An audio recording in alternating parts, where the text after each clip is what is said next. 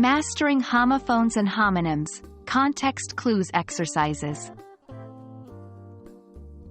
Hello, language learners. In today's video, we're going to navigate the fascinating world of homophones and homonyms in English. More importantly, we'll practice how to use context clues to decipher their meanings when we encounter them in reading or use them in writing.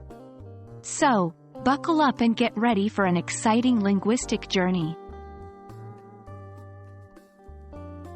Let's kick off with a brief review. Homophones are words that sound the same but have different meanings and can have different spellings. Examples include pair and pair, or two and two. On the other hand, homonyms are a category of words that share the same spelling and the same pronunciation but have different meanings, like bat, a piece of sports equipment or an animal, or bank, a financial institution or the edge of a river.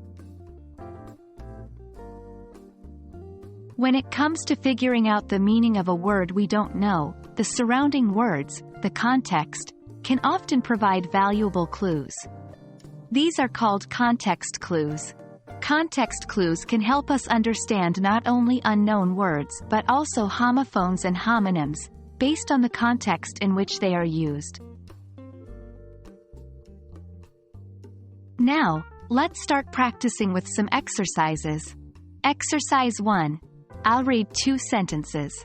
One with the word see, and the other with see. Listen carefully to the context. Here we go. The vast, blue sea stretched out as far as the eye could see. Versus, I can't see the words clearly. I forgot my glasses.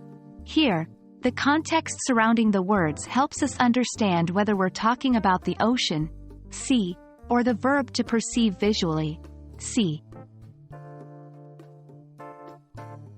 Let's move on to homonyms now. Exercise 2. Consider the word bark. Here are two sentences. The bark of this tree is quite rough. Versus, the dog's bark was loud and startling. Can you identify the correct meaning of bark in each context? Again, the surrounding words help us infer whether bark refers to the outer covering of a tree or the sound a dog makes. Finally, a fun group activity. Grab a friend or two and create your own sentences using homophones or homonyms. Then, take turns guessing the meanings. This exercise will help you practice using context clues in a more interactive and enjoyable way. And that's a wrap, folks. Today, we explored how to use context clues to understand the meanings of homophones and homonyms. Keep practicing, and remember, the more you read and write, the better you'll get at identifying and using these words correctly. Stay curious and happy learning.